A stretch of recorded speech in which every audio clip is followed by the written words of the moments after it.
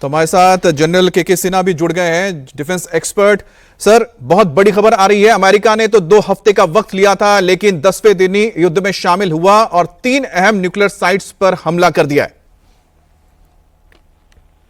Yeah, it is a very big development. See, this type of statement that 2 weeks time they will decide. It is a part of surprise and deception. When you have to do it, basically to deceive the adversary where you are going to do it. It is a part of the surprise and deception. And in war or when conflict, all these things are the part of the game. So it was supposed to come, and he has come at his own time when he has prepared. Let's see what is the damage it has done, especially in Fordo. Taj and Isran, this thing was hit very badly by Iraq itself. And let's see what is the damage. That is very important to see, the damage assessment. Otherwise, my calculation also, because it's a very important time and the whole battlefield has been shaped up very well. They have got the air superiority completely. तो general Sinha sir, मैं आपको रोकना चाह रहा हूं क्योंकि एक बार फिर से ट्वीट किया डोनाल्ड ट्रंप ने, और उस ट्वीट में सिर्फ उन्होंने एक लाइन लिखा है, Fordow is gone, Fordow has gone. हाँ, बहुत ही है। फॉर्डो में देखिए, यदि they have gone with GBU-57, so he has also in part of the deception plan was there. He was not very sure whether Fordo damage what can be done by one single or the tandem GBU-57. But I was also I was thinking because any party which has to go for it, they will have a part of surprise and deception. They can't tell that I am coming and then they will go for it. So they have carried out their complete assessment, and they have gone as per their own judgment and calculation. Otherwise, the signing, what the shaping has been done by the Israelis, it can't be done again and again. If they have to stop, यदि इसको रोकना है, sorry मैं English में बोल रहा हूँ, आपके हिंदी चैनल है ना, I do not know which channel I am speaking, so आपका हिंदी चैनल है?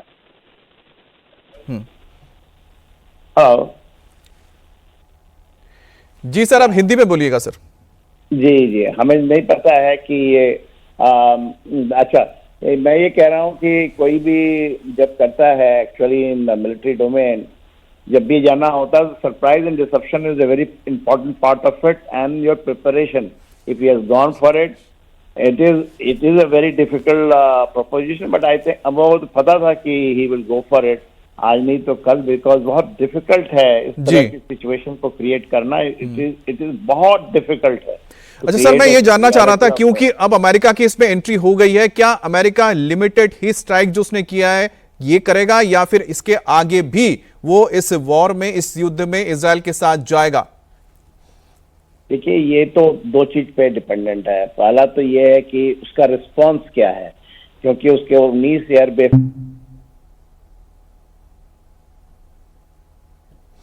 हमारा संपर्क टूट गया है जनरल सिन्हा से। हम फिर से उनके साथ जुड़ेंगे, और हमारे साथ मनीष जुड़े हुए हैं। मनीष, आपके पास और क्या जानकारी है? अमित, ये फॉर्डो की जो यूनिट है, जो जहां पे ये बॉम्बिंग की गई है, और ये 30,000 पाउंडर बॉम्ब का इस्तेमाल किया गया है GBU-57 और B-2 बॉम्बर्स के द्वारा।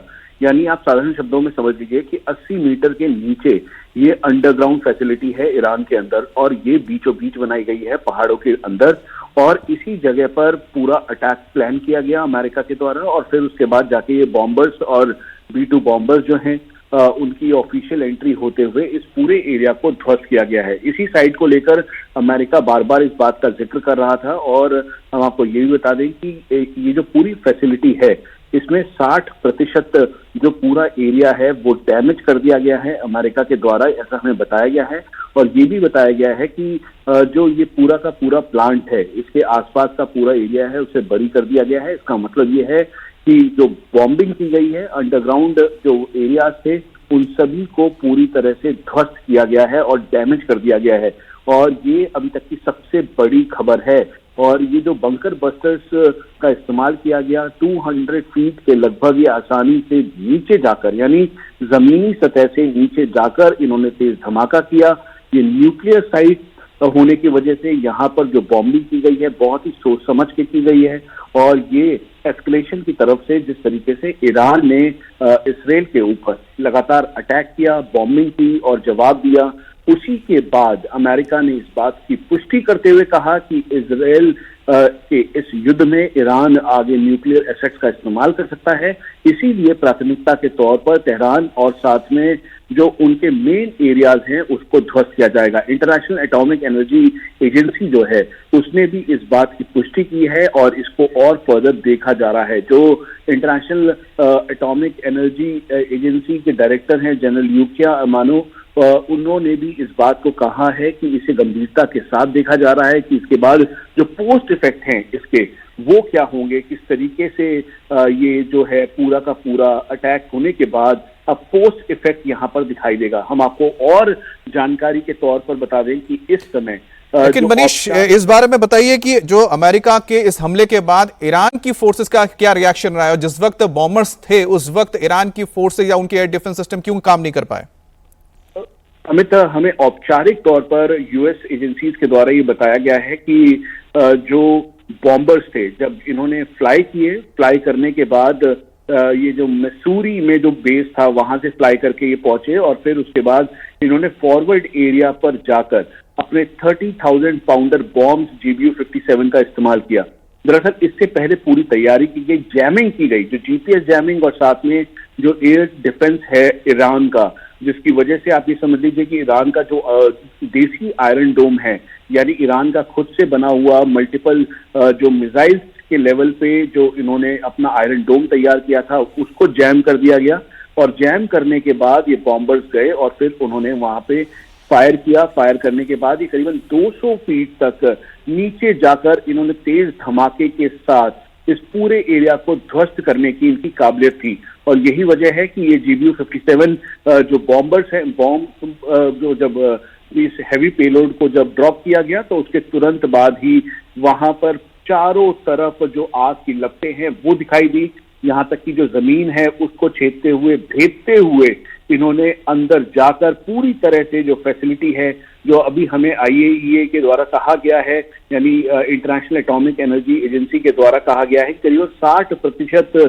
से ज्यादा जो ये साइट है वो पूरी तरह से खत्म हो चुकी है। ये एक बहुत ही बड़ी खबर है, और अब से कुछ देर बाद करीबन 12:30 बजे भारतीय समय के मुताबिक जो डोनाल्ड ट्रंप हैं वो औपचारिक तौर पर प्रेस कॉन्फ्रेंस करने वाले हैं। जो इजराइल की तरफ से हमें ये बात की जानकारी दी गई है कि क्योंकि ये सबसे बड़ा थ्रेट था ईरान की तरफ से, ईरान अपने न्यूक्लियर एसेट्स तैयार करने के बाद ये प्लानिंग कर रहा था, और इसी वजह से अमेरिका ने ये बॉम्बिंग की है, ऐसा इसराइल के द्वारा ये कहा गया है। तो ये फोर्डो जो मेन एरिया है, उसके अलावा नतांज, इन सभी एरियाज में बॉम्बिंग की गई, और बॉम्बिंग करने के बाद इस एरिया को ध्वस्त किया गया।